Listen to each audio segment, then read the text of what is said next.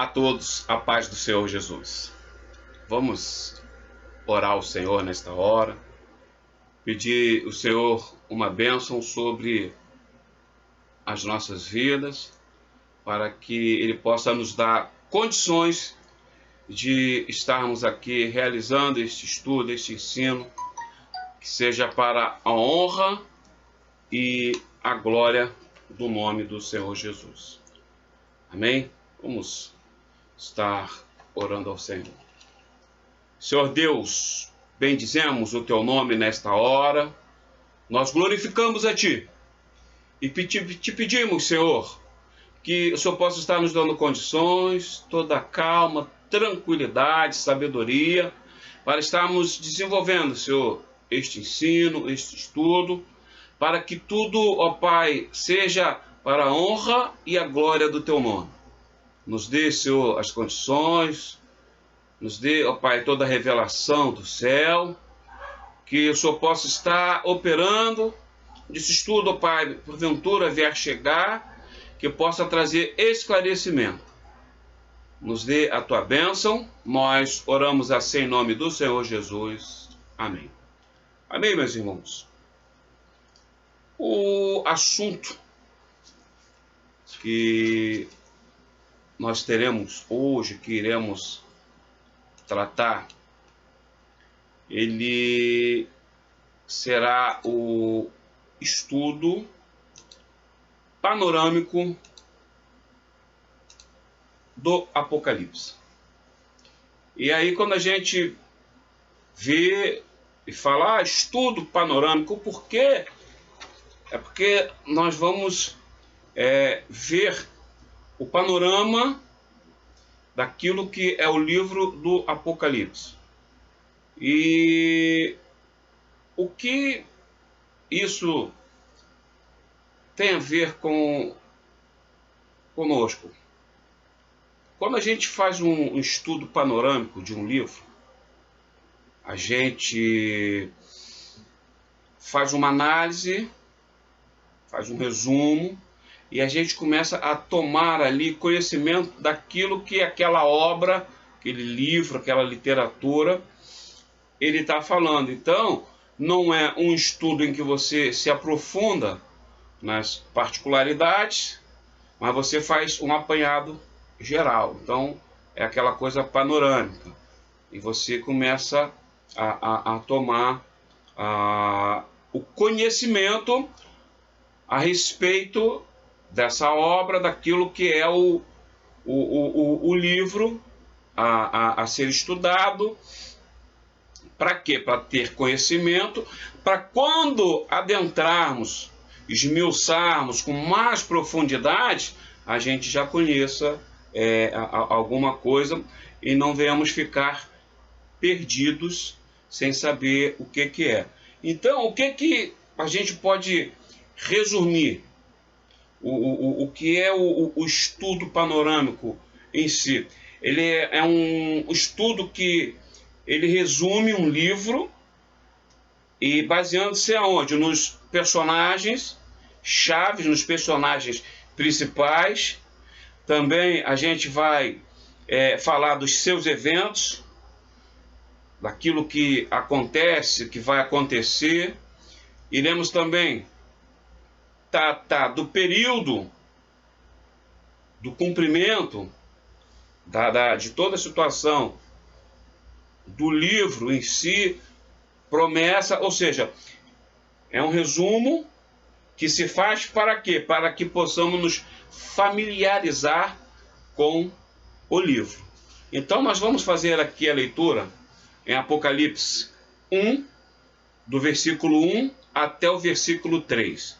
A palavra de Deus nos fala assim: revelação de Jesus Cristo, a qual Deus lhe deu para mostrar aos seus servos as coisas que brevemente devem acontecer, e pelo seu anjo as enviou e as notificou a João, seu servo, o qual testificou da palavra de Deus e do testemunho de Jesus Cristo e de tudo o que tem visto. Bem-aventurado aquele que lê e os que ouvem as palavras destas profecias e guardam as coisas que nela estão escritas, porque o tempo está próximo. Então, irmãos, a gente, conforme nós falamos, o estudo panorâmico, a gente começa vamos nos familiarizando, em resumo, não é esmiuçar. E é necessário, conforme eu expliquei, para sabermos a particularidade. Depois, nós não vamos ficar perdidos. Quem são os personagens? Mas eu não soube, eu não estava sabendo. Então, conforme lemos, e aí a gente adentra logo. Quem é o autor do Apocalipse? Nós sabemos que a inspiração é do Espírito Santo, que a palavra de Deus, ela nos afirma que toda palavra, se não me engano é Timóteo, 2 Timóteo 3,16, toda palavra, ela é inspirada. A palavra de Deus, ela é inspirada por quem? Pelo Espírito Santo. Inspirou a quem? A homens. A homens que tinham uma vida particular, uma vida firme, uma vida santa, uma vida transformada, uma vida de servo, crente, que fazia a vontade de Deus. Então, quem é o autor do livro do Apocalipse? É João. O autor do livro do Apocalipse é João. E que João é esse? É o João Evangelista. O mesmo autor do Evangelho de João e das cartas, primeira, segunda e terceira carta de João. É o mesmo autor do livro do Apocalipse. Por que eu faço sempre essa ressalva? Porque pessoas, às vezes, confundem que o Evangelho de João, ou as cartas, primeira, segunda, terceira de João, ou quando a gente fala que ele que é o autor do Apocalipse, algumas pessoas confundem com João Batista, ou pensam que são as mesmas pessoas. Não, um é o João Batista, que o Batista dele não está relacionado a sobrenome, e sim aquilo que ele fazia. Era o João que batizava, ele quem batizou Jesus, e depois teve a sua cabeça decapitada. E esse João é o João apóstolo, que serviu a Jesus. Então, é bom a gente saber sempre essa distinção. João evangelista e que escreveu as cartas do Apocalipse é um. João Batista é outro. Batizou Jesus, ele estava ali fazendo o batismo, por isso que ele é chamado de João Batista, mas ele não escreveu o Evangelho, nem carta e nem o Apocalipse. Então, sabendo disso, nós já sabemos, João, o evangelista, é quem também escreveu o livro do Apocalipse.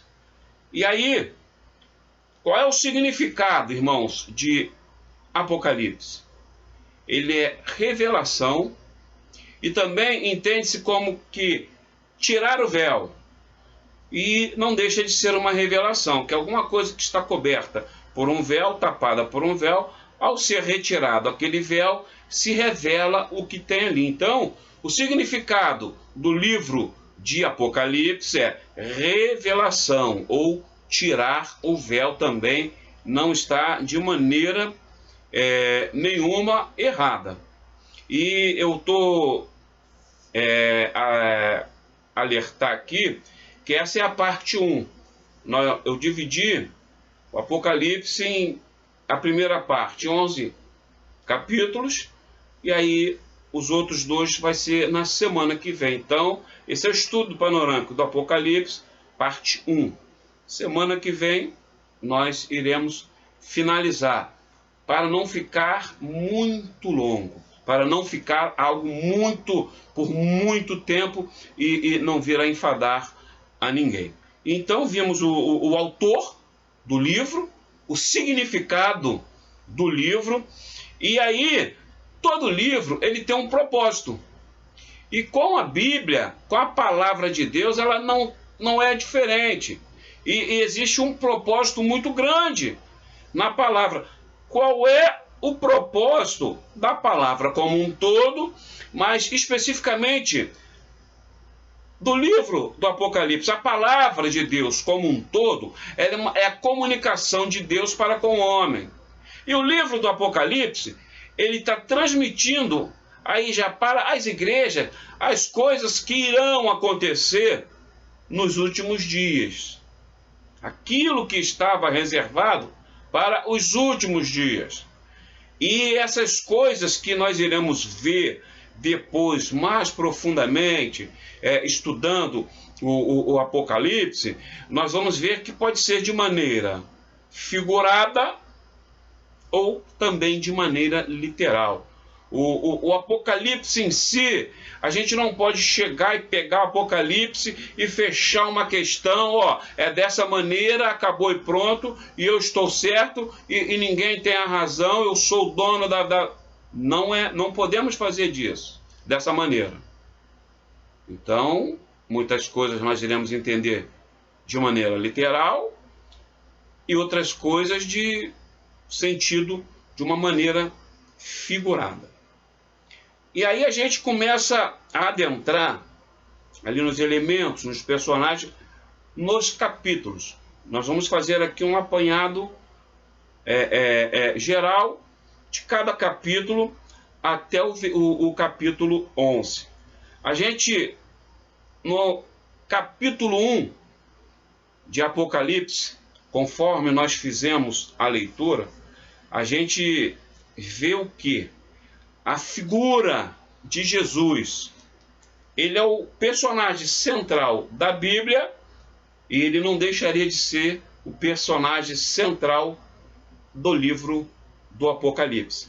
Só que aqui a gente vê Jesus com todo o seu poder, com toda a sua glória, com toda a sua autoridade, revelando as coisas que irão acontecer no final dos tempos para a sua igreja. E aí a gente vê aqui no versículo 5 do primeiro capítulo ainda do Apocalipse, que fala assim: e da parte de Jesus Cristo, que é a fiel testemunha, o primogênito dos mortos e o príncipe dos reis da terra, aquele que nos ama e em seu sangue nos lavou dos nossos pecados.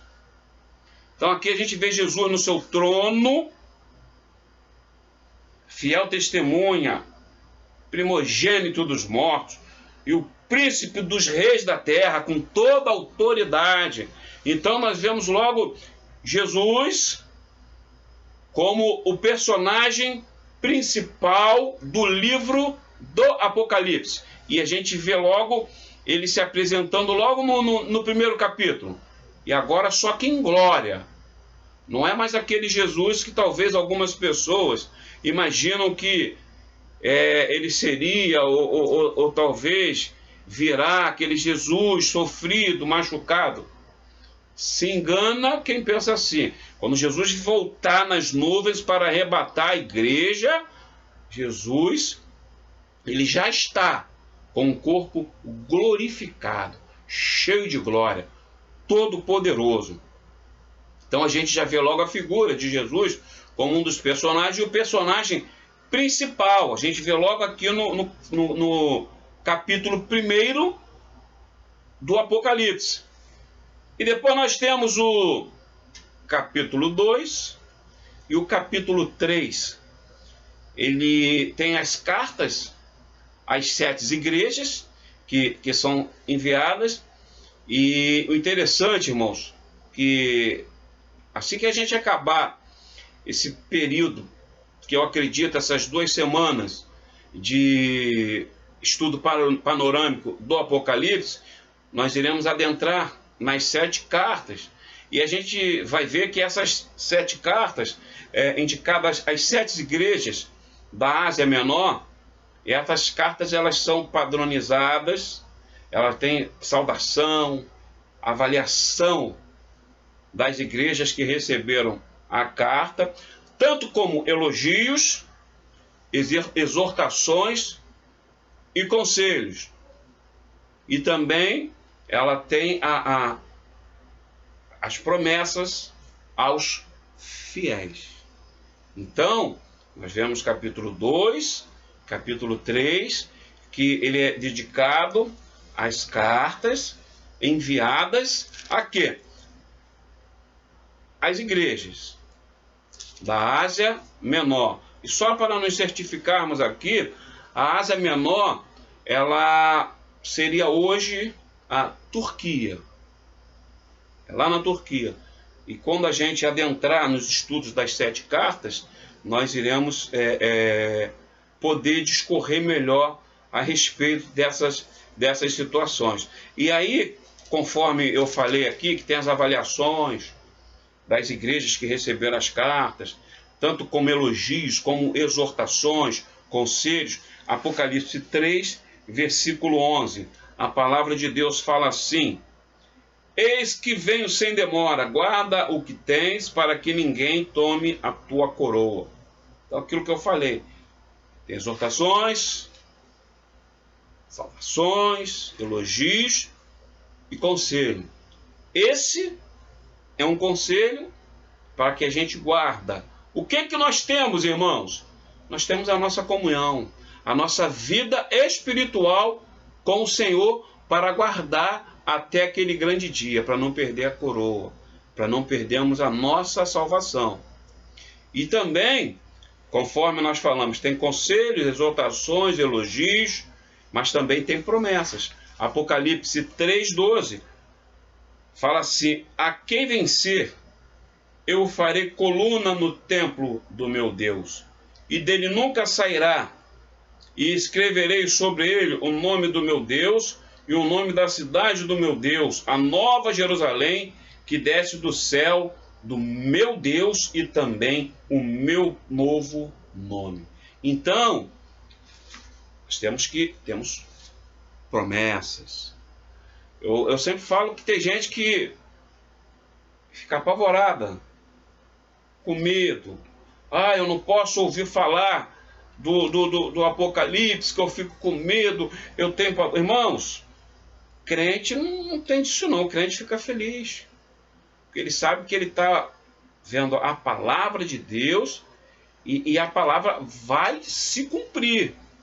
Então, nós vemos que nós temos elogios, conselhos, promessa. Isso no capítulo 2 e 3 do Apocalipse. E aí a palavra de Deus também, no Apocalipse, a gente já indo para o versículo, o capítulo 4, João, ele tem uma visão maravilhosa. Ele é chamado a subir ao local que estava o trono do Senhor, e foi arrebatado em espírito, tendo a visão do trono, e ao redor do trono, os 24 tronos, com os 24 anciãos, e João também viu os 4 animais que representam seres celestiais, que estão a serviço do Senhor, e representam em suas descrições como leão, novilho, homem e águia, que estudiosos falam que representa a fortaleza, capacidade para servir, inteligência e rapidez. Então, irmãos, a gente aprendendo essas coisas, vê como é que a gente vai tomando assim, conhecimento das coisas do Senhor, para quando nós estudarmos, tanto na igreja ou em casa, você já mais uma particularidade, você já está um tanto quanto mais ciente daquilo que está dito aqui no livro, e você não vai ficar como algo assim, surpreso. Olha, eu não sabia de nada disso. Então, ele apresenta dessa maneira. O capítulo 4, João, ele tem essa visão maravilhosa. E aí a gente faz esse resumo, preparando para quando a gente começar a estudar mais efetivamente mais essa particularidade do Senhor. Então, capítulo 4, o trono do Senhor, os 24 tronos, com os 24 anciãos. E algumas pessoas dizem que esses 24 anciãos são os representantes das 12 tribos e também os 12 apóstolos. Isso é conjectura, não é algo aqui que a gente venha afirmar, fechar a questão. São conjecturas de pessoas que estudam e a gente não fecha a questão. A gente fala, amostra, e no final de todas as coisas nós iremos saber. O dia que também nós estivermos lá no céu, nós iremos ver todas essas coisas. Então, essas são as coisas que o capítulo 4 do Apocalipse, ela vai nos amostrar. E, irmãos, eu gosto de deixar bem claro que quando a gente começar a estudar, a gente vai ver um pouco de coisas a mais do que nós estamos falando. Só que eu estou falando aqui das mais relevantes, daquelas que certamente chamarão mais a atenção. E aquilo que eu falei, para não ficar muito extenso. Senão a gente pode ficar aqui um tempo muito grande. Amém? E no capítulo 5, Jesus ele é apresentado ali como o Cordeiro que foi morto e com seu sangue nos comprou para Deus. E ele é o único digno de abrir o livro. A gente não canta louvores? Jesus, ele que é o único Cordeiro eterno de Deus e que derramou, nos comprou com o seu sangue, é o único digno de abrir o livro. A gente tem. Então, mas como é que a gente, aonde nós iremos ler? A gente vai ver que o capítulo 5 de Apocalipse, ele já apresenta Jesus dessa maneira. E nós iremos ler aqui o capítulo 5, no seu versículo 9. E cantavam um novo cântico, dizendo: digno és de tomar o livro e de abrir os seus selos, porque foste morto e com o teu sangue compraste para Deus homens de toda tribo e língua e povo e nação. Irmãos, isso aqui é profundo. Isso aqui fala do sacrifício de Jesus. Fala dele lá na glória, digno de abrir o livro, tirar os selos do livro. Por quê? Porque foi ele quem nos comprou a todos com o seu sangue. Ele nos comprou para Deus, homens de toda tribo, língua, povo e nação. Então a gente vê que no capítulo 5 do Apocalipse, a gente vê Jesus ele sendo apresentado como o Cordeiro que foi morto, o sacrifício perfeito, o sacrifício que foi em lugar em nosso lugar. É o chamado sacrifício vicário, em lugar de alguém. Ou seja, ele morreu para que nós pudéssemos ter vida e vida eterna. Mas foi necessário ele morrer, derramar o seu sangue precioso. Por isso que ele é apresentado como o Cordeiro de Deus, que tira o pecado do mundo. Por quê, irmãos? Lembra como é que era lá atrás, no culto mosaico, lá no templo, lá na época dos tabernáculos? O cordeiro era morto, derramava o sangue, era aspergido ali na arca, na tampa, para que o pecado fosse extirpado. Só que aquilo tinha que estar sempre sendo repetido. Então Jesus ele veio para que ele fosse o sacrifício perfeito. Já não seria mais algo que necessitaria ficar repetindo. Não. Jesus foi o sacrifício perfeito, o Cordeiro de Deus, conforme ele é apresentado. Porque aquele sacrifício lá atrás, ele era transitório. Fazia agora, depois fazia de novo, aí outro ano fazia de novo. Jesus ele veio para acabar. E aí a gente vê a questão do véu, né? Ele retirou o véu, ele se revelou profundamente para todos nós, retirando o véu, retirando toda trevas e nos trazendo para a luz através do sangue. Por isso que ele é chamado o Cordeiro de Deus, e por isso que Jesus é a figura central de toda a palavra de Deus. Jesus ele está em toda a palavra, do Gênesis até o Apocalipse. Jesus ele está presente. E depois do capítulo 5, nós temos o capítulo 6 e capítulo 7. O que esses capítulos eles irão tratar? Eles vão tratar da abertura dos selos, mostrando ali os cavalos, seus cavaleiros, que simbolizam ali uma ação de Deus para com os homens aqui na terra. E interessante que nessa parte, com isso vem a vingança de Deus, derramando ali através desses cavalos, e que são chamados os cavaleiros do Apocalipse. Eles vêm derramando a morte, fome, peste. E aí a gente vai ver que aquilo que eu sempre falo, que o crente ele não tem que ficar surpreso com as coisas que acontecem aí. Ah, meu Deus, olha essa doença, olha terremoto, olha vulcão, olha tsunami, a morte, olha pessoas morrendo. Irmãos, o que a palavra de Deus ela nos alerta? Ela está sempre nos alertando. O crente ele não tem que ficar surpreso. O crente que vai ficar surpreso é aquele que não lê a palavra ou não presta atenção naquilo que muitas vezes é pregado. Então, esse capítulo do Apocalipse 6, capítulo 7, ele é bem enfático em relação a essas coisas. A gente vai ler aqui, ó, Apocalipse 6, versículo 8.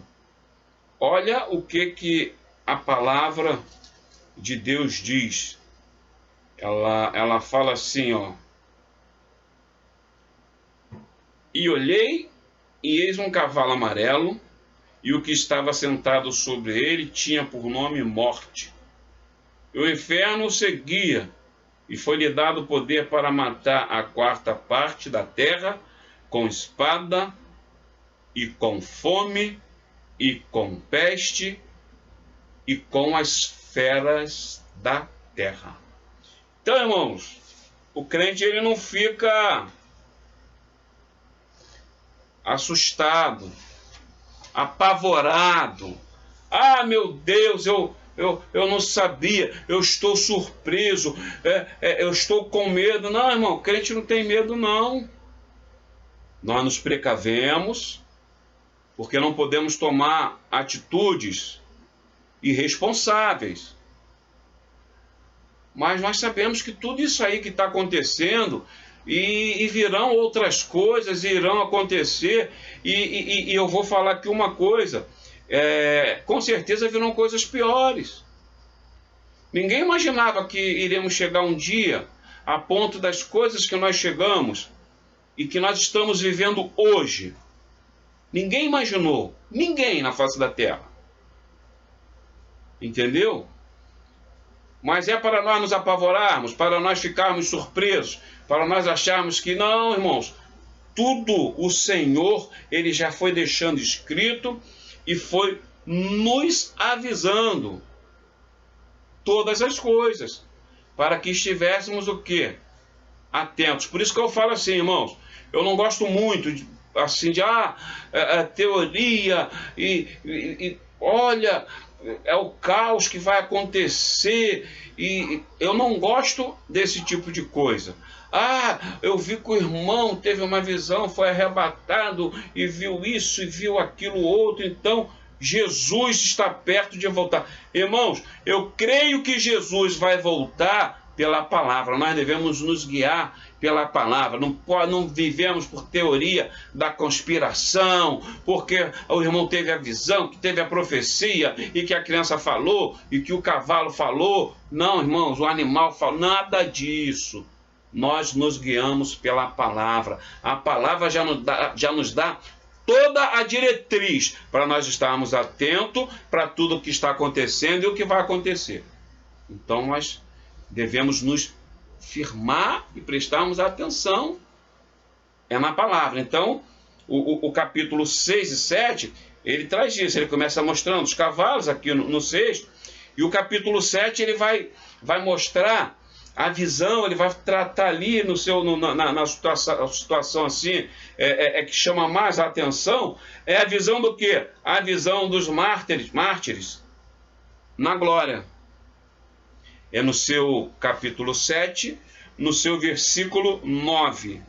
A palavra fala assim: depois destas coisas olhei, e eis aqui uma multidão a qual ninguém podia contar, de todas as nações e tribos e povos e línguas que estavam diante do trono e perante o Cordeiro, trajando vestidos brancos e com palmas nas suas mãos.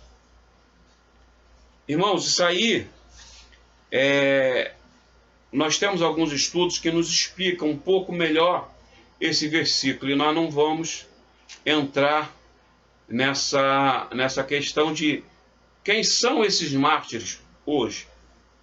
Mais à frente, num estudo específico, nós iremos dar uma explicação melhor, e sempre falando, não vamos fechar uma questão, e sim colocar o nosso entendimento, aquilo que a gente estuda e aprende também com outras pessoas, e vai chegar que a gente vai tratar. Então, nós estamos só fazendo um apanhado geral daquilo que é o livro do Apocalipse.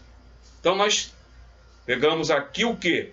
O capítulo 6 e o capítulo 7, tratando dos selos, dos cavalos, de fome, pestes e bestas feras e um monte de coisa, e também vemos a visão dos mártires no capítulo 7, e no versículo 9 nós fizemos a leitura. Falando isso, nós vamos para o capítulo 8 e 9. Ele vai tratar, esses capítulos vão tratar da abertura do 7º selo. Ali, o 7º selo sendo aberto. Ele vai tratar também do silêncio que se fez no céu por meia hora. É bom, irmãos, a gente saber disso. Meu Deus, isso está lá profetizado no livro do Apocalipse. Fala da morte da terça parte das criaturas no mar e nos rios. Relata da estrela de nome Absinto que cai nas fontes das águas e mata muitos homens com as águas amargas. Mostra as estrelas, a lua, o sol sendo feridos na terça parte de cada um, que se tornaram escuros em sua terça parte. A terça parte do sol e da lua, eles se tornaram escuro, entendeu? Isso é o que é tratado dentro desse capítulo. E aí eu trago aqui uma reflexão breve, mas que vale a pena nós pararmos. Hoje nós estamos vivendo esse caos e fome e tantas outras coisas. Mas se isso aqui for literal, você já imaginou o sol escurecer, perder o seu poder, a sua força, a lua, vai ser uma visão assim, irmãos, algo que nós não estamos acostumados com isso. Aí alguém vai falar assim, pastor, mas já aconteceram eclipses. Irmão, eclipse é uma coisa.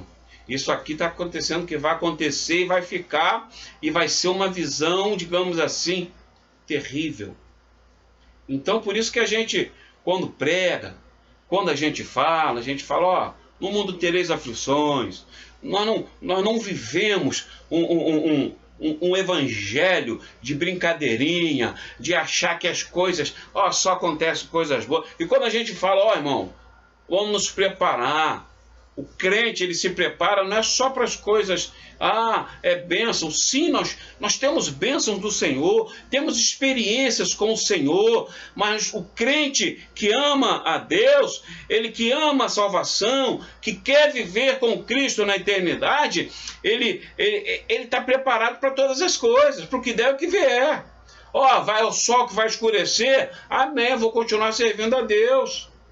É a lua, amém, vou continuar servindo a Deus. Eu vou estar na eternidade, não vou ver nada disso. Louvado seja o nome do Senhor, porque até ali nós servimos ao Senhor com todo afinco. Então, o versículo 8, o capítulo 8, ele trata dessa questão. E aí ele se torna escuro, sol, lua, estrelas. A gente vê que os céus que nós vemos aqui, ele entra em colapso total. Podemos falar dessa maneira. E aí, o capítulo 9, ele mostra o quê? A quinta e sextas trombetas.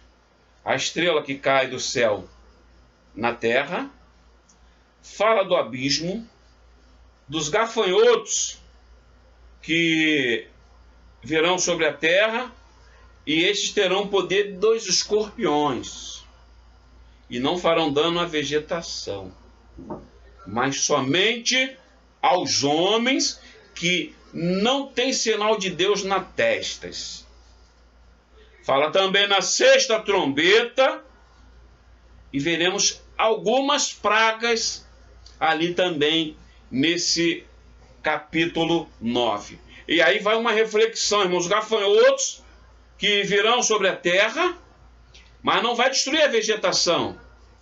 E eles terão poder de escorpião, irão ferir, vai machucar, e não fará dano à vegetação, mas aos homens que estarão aqui e não têm o sinal de Deus nas suas testas. E aí também, esse mesmo capítulo, ele vai falar na sexta trombeta, e veremos também esse capítulo falar de algumas pragas que irão acontecer. Então, irmãos, afirmando aquilo que a gente sempre fala, estejamos preparados para todas as coisas, irmãos.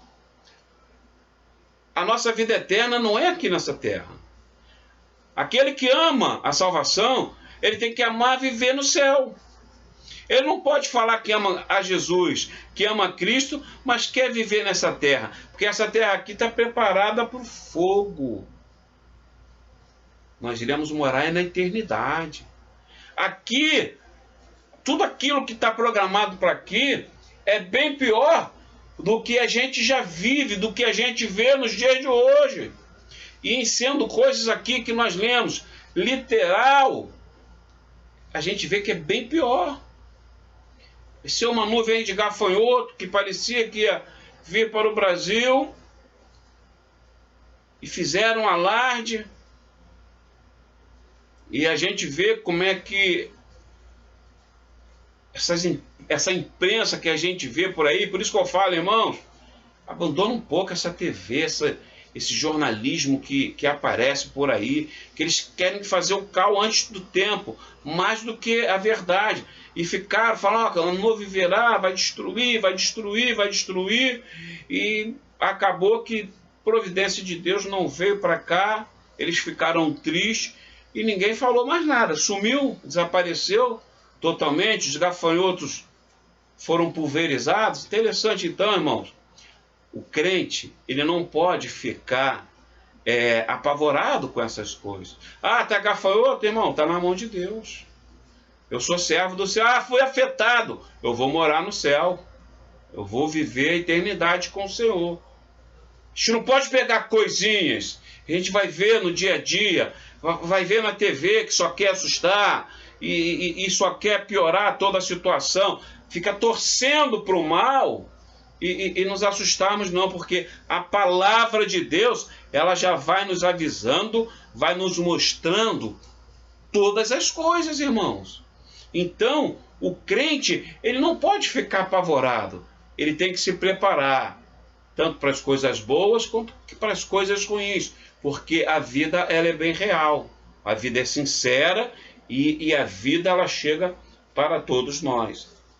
E aqui, para a gente já entrar finalizando, nós vamos ver o capítulo 10 e o capítulo 11.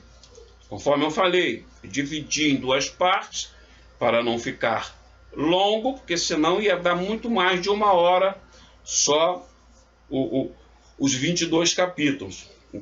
Então, e só um resumo, hein? Não estamos nem adentrando, esmiuçando ali, da maneira que nós iremos fazer em outras aulas. Aí no capítulo 10 e no capítulo 11, ele nos relata, em seus capítulos, o livrinho comido por João, a palavra. São coisas, irmãos, que é necessário nós sabermos. Ah, que livrinho é esse? A palavra não dá tanta definição, tanta explicação, mas nós temos que conhecer a palavra. E aí a gente pode fazer o quê? Conjectura. Aquele que engole a palavra, que se alimenta da palavra, tá me entendendo? Pode ser este um dos significados. E eu não estou fechando questão, eu apenas estou aqui sugerindo. Então, o capítulo 10, ele vai relatar o livrinho ali que é comido por João, e a voz que ele ouve no céu, o anjo ali abrindo o 7º selo. Então a gente vai se familiarizando com as coisas do Apocalipse. O anjo traz ali, ele come o livro, e é interessante que ele fala assim, que importa que profetize outra vez a muitos povos e nações e línguas e reis. Então, e eu vou ler aqui no 10, a partir do versículo 7. Mas nos dias da voz do 7º anjo, quando tocar a sua trombeta, se cumprirá o segredo de Deus, como anunciou aos profetas, seus servos. E a voz que eu do céu tinha ouvido tornou a falar comigo e disse: vai, toma um livrinho aberto da mão do anjo que está em pé sobre o mar e sobre a terra. E fui ao anjo dizendo-lhe: dá-me o livrinho. E ele me disse-me: toma-o e come, e ele fará amargo o teu ventre, mas na tua boca será doce como mel. A palavra de Deus. E tomei o livrinho da mão do anjo, comi, e na minha boca era doce como mel. E havendo comido, o meu ventre ficou amargo. Ele disse-me: importa que profetizes outra vez a muitos povos e nações e línguas e reis. E aí a gente pode fazer aqui uma conjectura, irmãos. A palavra de Deus, quando a gente muitas vezes engole, ela é amarga, mas é o mel para as nossas bocas. Muitas vezes ela é amarga porque aquilo que é amargo não é muito saboroso. E nem todo mundo está querendo tomar coisas amargas, porque não é bom. Mas se a gente parar e prestar aqui atenção, ele se faz amargo lá dentro no ventre, lá no estômago, dentro do corpo, mas na boca é doce como mel. Sabe por quê? Porque a palavra de Deus, ela promove a cura. A palavra de Deus promove a cura dentro do homem.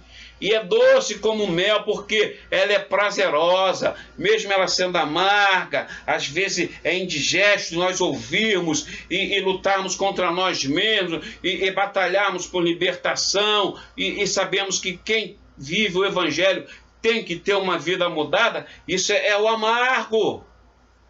Mas depois disso, trazendo a cura, porque o remédio muitas vezes ele é amargo, não é bom, mas traz a cura, e aí é prazeroso, que é a palavra. E aí a palavra de Deus diz assim: mas ó, importa que profetizes. Há muito povos e nações, e línguas, e reis, e tribos. Então, a palavra de Deus, ela traz isso para as nossas vidas. E aí o capítulo 11, ele vai nos mostrar o quê? As duas testemunhas que serão mortas, e os seus corpos já serão ali mortos e vão ficar, mas depois eles irão ressuscitar. Por 3 dias eles ficarão ali expostos, mas depois eles serão mortos. E também vai falar da sétima trombeta. Então, a gente vai vendo, ó, capítulo 10 e 11. É o livrinho que foi comido.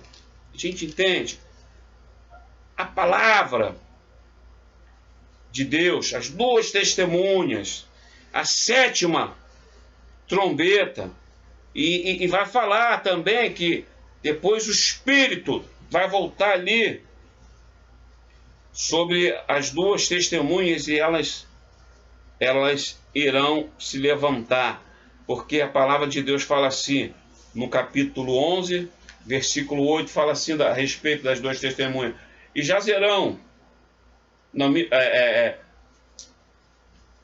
capítulo 11, versículo 7, e quando acabarem o seu testemunho, a besta que sobe do abismo lhe fará guerra, e as vencerá e as matará.